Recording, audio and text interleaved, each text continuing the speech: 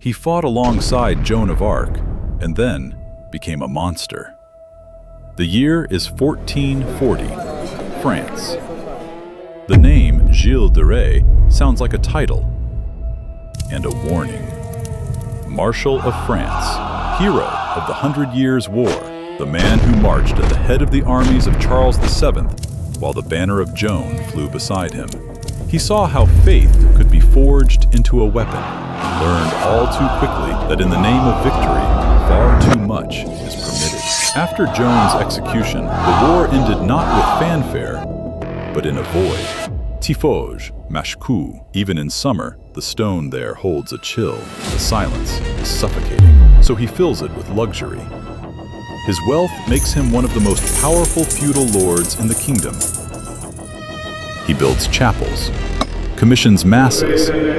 He stages grand religious mysteries, spectacles where angels and demons take the stage amidst clouds of candle smoke. His court lives as if his fortune is bottomless. Feasts, gold, music, new servants. It all serves to prove one thing: the Marshal is still great. But greatness is no shield. Expenses soar, incomes dwindle, lands are auctioned off, and reality begins to creak like gates that no longer hold a castle shut. For a man accustomed to command, poverty is not merely fear, it is humiliation. Then, those who promise a shortcut appear. Alchemists, mages, people whose hands smell of sulfur and herbs, secret formulas, forbidden signs, a pact that will return his gold. In the halls, candles are lit no longer for prayer. In the cellars, they seek not wine, but a secret. And almost imperceptibly, in the nearby villages, children begin to vanish. Villages whisper, but fear to speak aloud. The castle has its own laws, and the Lord his own will. Rumors accumulate, like dark water in a ditch. Someone saw figures by the gates. Someone heard a scream that ended too abruptly. And this is where things begin to move. Suspicions lead to an investigation.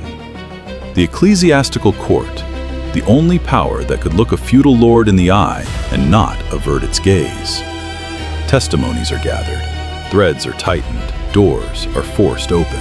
Castles, accustomed to being symbols of power, become a place where power shatters. In the cellars of Tifoge and Mashku, remains are found, and evidence, traces that could be explained neither by accident nor by war.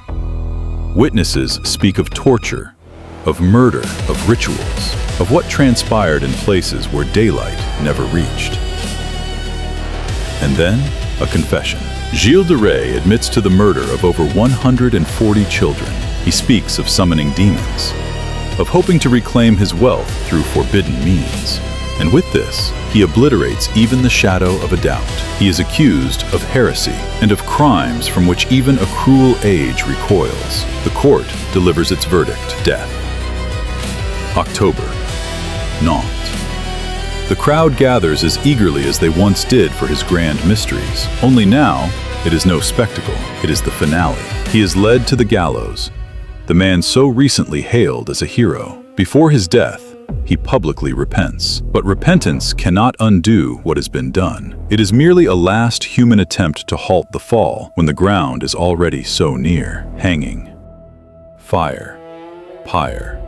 His body is burned on an island in the river Loire, so that even his ashes would not become a site of fear or worship. Fire consumes the flesh, but it does not consume the story. The chronicles will remember him differently, not as a marshal, not as a patron, not as a builder of chapels, but as the one who would be called Europe's first serial killer. And the most terrifying detail, the monster did not come from without. It emerged from the very ranks that once marched beside a saint.